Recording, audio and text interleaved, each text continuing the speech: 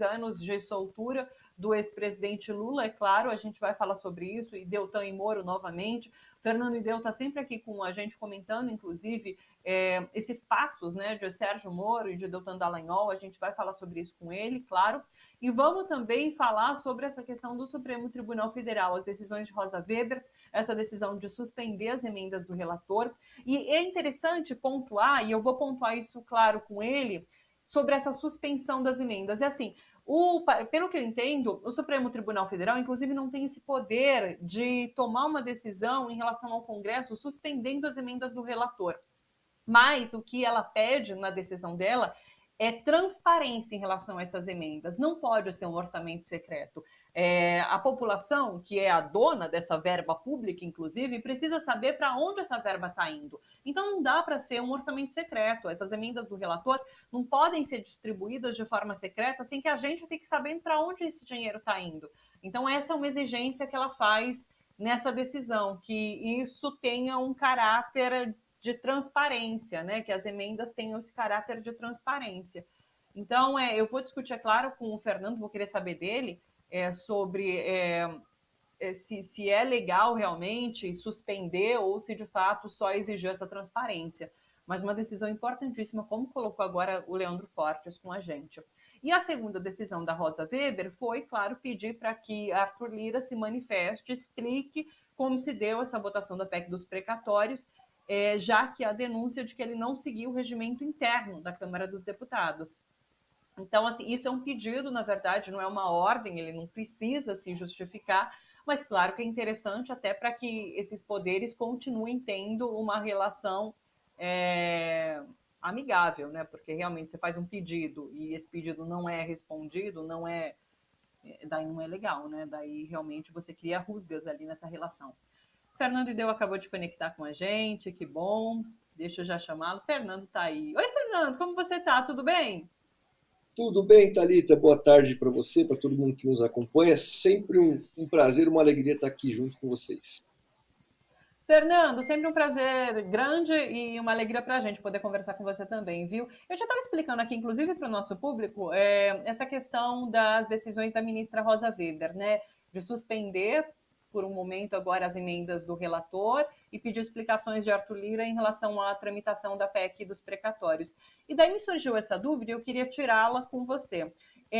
Rosa Weber tem esse poder de suspender as emendas do relator ou ao que parece, na verdade, ela quer que se crie maior transparência em relação a como essas emendas são destinadas, né? Como que você vê essa questão e essa discussão que se coloca agora em relação a esse orçamento secreto que existe na Câmara? Acho que você estava colocando de uma forma muito correta a questão, né? Numa democracia, numa república, né, deve viger o princípio da transparência. É inadmissível que se crie esse rótulo, né, de emendas do relator, um orçamento secreto. Né? Isso é absolutamente incompatível com os princípios republicanos e com o ideal democrático. Então, a decisão da ministra Rosa Weber, muito acertada e muito correta, vai exatamente nessa linha. Ela não está ali impedindo a atuação do relator, né? E sim exigindo que se dê a devida transparência. Porque é isso, né? A gente não pode confundir a esfera do privado com a esfera do público. Né? No meu escritório, na sua empresa, em cada uma das empresas que pode haver pelo Brasil, claro que existe um dever de transparência, de publicidade, mas é muito menor. Acho que a gente travou com o Fernando. Deve haver a transparência total, né? Salvo Fernando, questões espera de um segurança minutinho, nacional, travou a cujo conexão. interesse Acho que ele não está me ouvindo, inclusive. Tá bom, pessoal, calma aí, a gente vai restabelecer a conexão com o Fernando. Ele estava fazendo esse comparativo de que no escritório dele, numa empresa, existem certas regras que atuam de forma diferente da esfera pública. Era isso que eu estava entendendo. Mas daqui a pouquinho a gente retoma essa discussão com o Fernando Ideu. O Fernando Ideu, aliás, ele é advogado criminalista, doutor em Direito e professor da Escola Paulista de Direito, participa sempre aqui com a gente, nos ajudando a entender de fato essas decisões do Supremo Tribunal Federal, da Justiça como um todo. e daqui a pouquinho ele conecta aqui com a gente. Deixa eu ver se eu tenho mais alguns comentários. Claro que tem, vocês estão mandando mais aqui, né? Maria Graças, esse encontro do Fux com Lira cheira mal. Vou trazer já isso com o Fernando e Deu também, viu, Maria? Dé Martins falou, adoro a TVT, um salve aqui de Piracicaba, beijo para você. Mônica Braga falou, boa tarde, Thalita, e a todos, ela é de Brasília, Mônica. Rodrigo Lemos, da Tijuca, Rio de Janeiro. Arlei Livramento, de Xanxerê, que bacana. Antônio Nunes, em Timóteo, Minas Gerais. Maria Moraes falou assim, ó, acompanho você e os comentaristas, estou sempre compartilhando, TVT e sua equipe, tudo de ótimo. Obrigada, Maria, um beijo enorme para você. E Floreal Domingues também falou, vocês são ótimos. Obrigada, Floreal, que nome bonito, inclusive. O Fernando voltou aqui com a gente. Oi, Fernando, desculpa, a gente teve esse probleminha de conexão, caiu, eu te interrompi ali, mas você acha que também não estava me ouvindo. Mas, enfim, você estava fazendo esse comparativo em relação, assim, eu tenho um escritório, se você tem uma empresa e como isso funciona.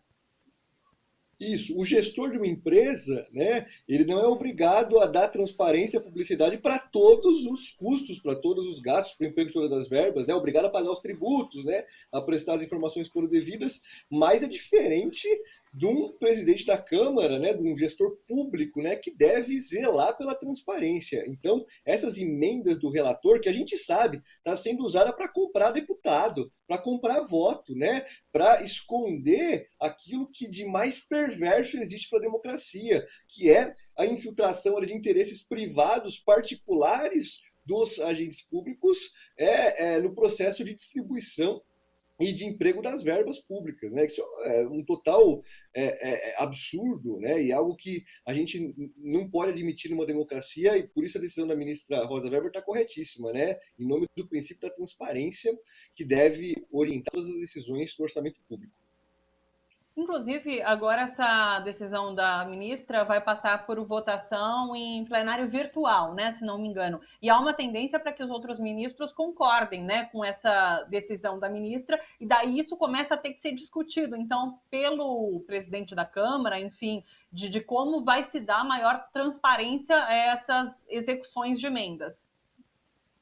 Exatamente, exatamente. A expectativa de todos aí que zelam pelo cumprimento da Constituição é que essa decisão seja mantida e que efetivamente se dê transparência a essas decisões, a essas emendas. Não é que não pode ter emenda, pode, mas isso não pode ficar escondido, né, numa caixinha secreta ali. Deve ser dar publicidade para todas essas decisões.